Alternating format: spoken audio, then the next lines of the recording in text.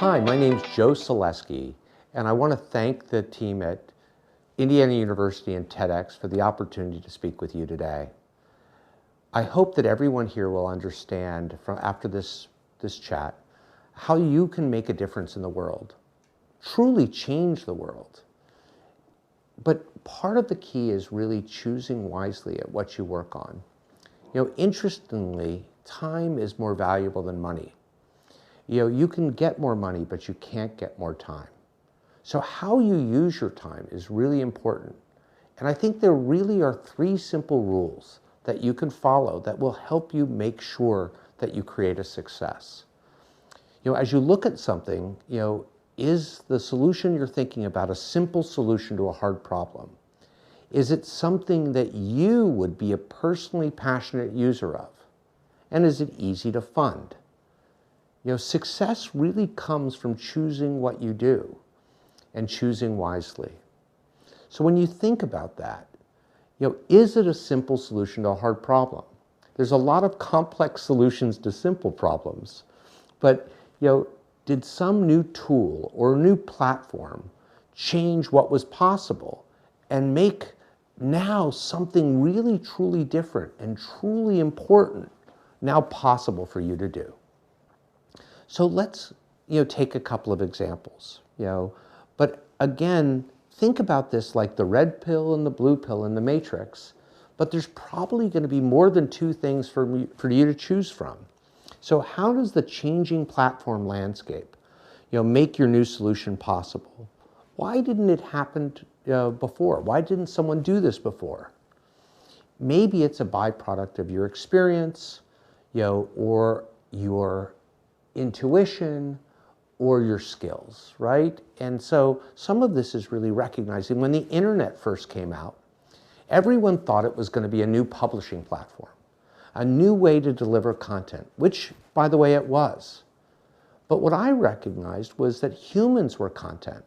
And one of the killer apps of the internet was the ability to send a message and communicate with people across organizations, which didn't exist before. We were sending faxes, which most people don't even know what is anymore. So we created web conferencing. We actually recognized that the web server could become a meeting place, and that instead of having to go somewhere and plug your laptop in and project on the wall, that we could project through the internet and have you see what the other person was talking about.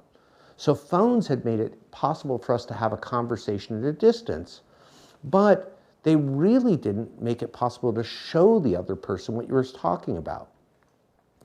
When mobile came out, everybody really saw this new way to recapture lost time. Whether you were driving or doing other things, in between while you were waiting, you could make a phone call. And with the smartphone and then the iPhone, you could get messages. But the real question then was, how is this going to change people's lives? And what was interesting is people started to think about mobile applications, and everyone here uses them every day, and mobile banking. But many of those things were just like the web, same thing but on a different place. What we recognized is, not only could people communicate with you or message you, but other institutions like banks could help get information to you before it became a problem. So think of alerts being something that were very unique as we did mobile banking to send you messages so that you could get to issues before they became problems. And then it became the one-time PIN, actually helping you make sure that when you were doing something on the web, we could really make sure it was you and that somebody wasn't stealing your funds or your identity. When the tablet was invented, I saw this as a huge opportunity to deliver content and experiences. And you started to really look at what might that be. So we were doing video calls like FaceTime, but there wasn't an ability to have an activity with a child like reading or playing a game unless you were there in person. So we created a platform called Us Time that allowed you to read, the child could read with a caring adult even if they weren't in the same house or they weren't in the same state. we were having trouble getting books from the publishers who were very comfortable selling children's books in paper, but weren't willing to provide them digitally. And so we took a team from Pixar and EA, and we created 80 children's books that really retold the classic stories to deliver digital content in that experience. But then we found out that 50% of children in our country had no books in their home. And so we set out to do a billion-book gift, really making it possible for every child, even the lowest income mom, had access to a phone.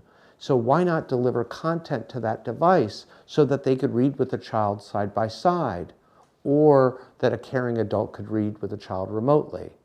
So a simple solution to that hard problem that I was a personally passionate user of.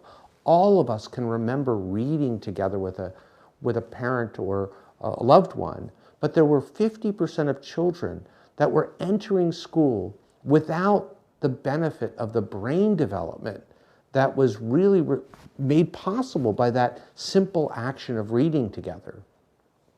I say this to you because, really that 50% of children, your brain plasticity is there, 90% of it in the first 4 years of life.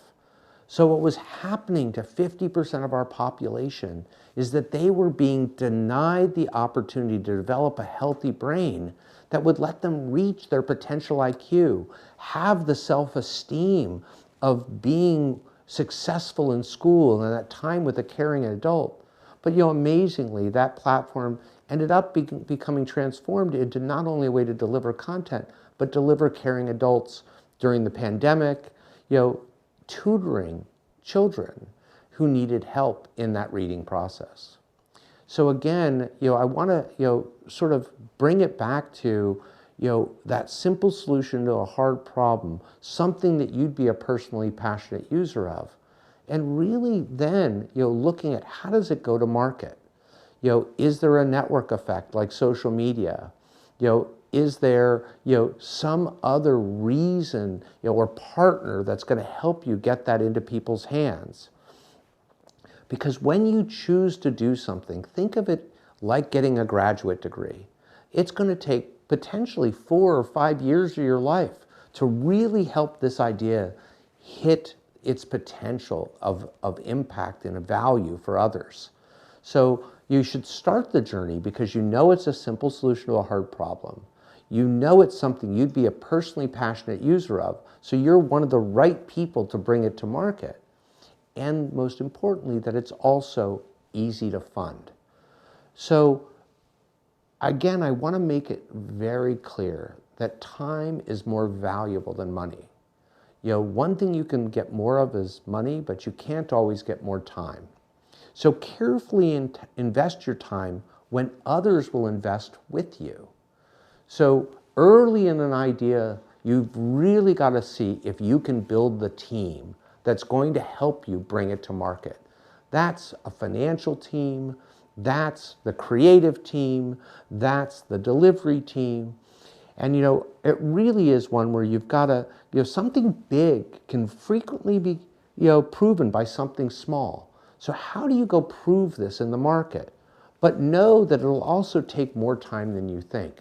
And that you're going to need funds and you're going to need people. Because to get something done, it's normally going to take more than one person to be involved to create that real success. So those 3 simple rules, simple solution to a hard problem, something you'd be a personally passionate user of, it's easy to fund, is really a simple rubric that you can use to make sure you're investing time well and that you can get others to invest with you. Then you've really got to make sure that you build the right team. Because again, it's a journey and you're going to be on that journey together.